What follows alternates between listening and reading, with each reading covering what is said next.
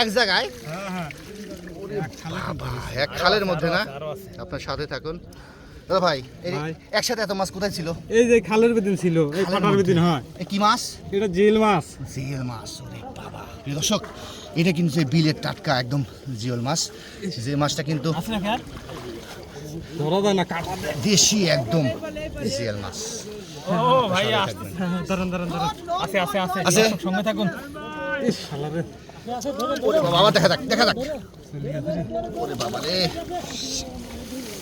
আপনার সাথে থাকবেন। অরিজিনাল জিওল মাছ দেখেন, খালি হাতে কিভাবে মাছ মারছে তারা।